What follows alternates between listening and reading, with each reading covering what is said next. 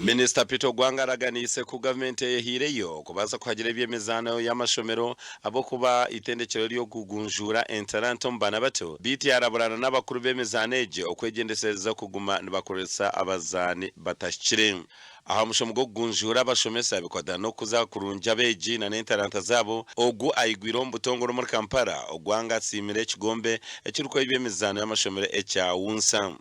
For me, I want to commend them that they are beginning from the basics. Because that's what has been lacking. Like you've seen things I've been telling them. Most times they bring in students or people who are not students to come and compete in games which are for the secondary students. Sometimes also they have gone ahead to retain the same people year in, year out. Omusomo gwo kutebekanisa abawunsa gutandikireho kandi gwahitabwamu abakuru ku rw'ombyanga bya Uganda yona kandi gwiza kuba no gujanjara omu Uganda yona kutandikana sabiti erikwija.